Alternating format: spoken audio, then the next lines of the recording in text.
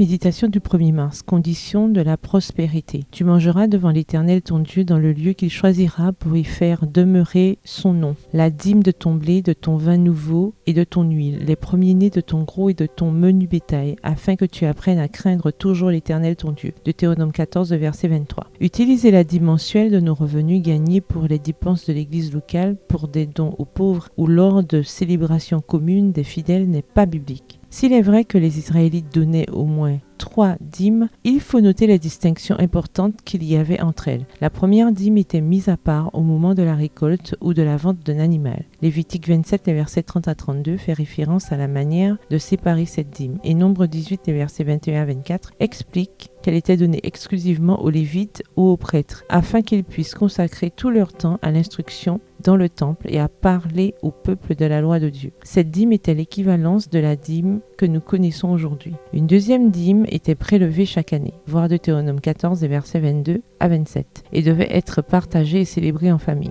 Il est généralement considéré que la dîme mentionnée dans ces versets était la seconde dîme, celle qui devait être consommée dans le tabernacle comme une fête sacrée devant le Seigneur. Il s'agissait d'une dîme annuelle, différente de la dîme appliquée aux revenus systématiques de l'économie des ménages. La troisième dîme était séparée tous les 3 ans, dans le but de la partager avec les étrangers, les orphelins et les veuves. Voir Deutéronome 14 et versets 28 à 29. Tous les 3 ans, il y avait une disposition spéciale pour l'aide sociale. La première dîme doit donc être utilisée exclusivement pour soutenir les missionnaires et les travailleurs d'église. La deuxième dîme, qui s'apparente davantage à une offrande, couvre les besoins de l'église, ses ministères et les besoins de ses membres. Et la troisième dîme, collectée tous les 3 ans, est destinée au travail social que nous pouvons financer. Un des objectifs de la dîme est de nous enseigner la crainte et le respect de Dieu. C'est un principe de prospérité. Dieu ne peut remplir que les mains qui se vident. La dîme est un acte de célébration, une occasion de lui rendre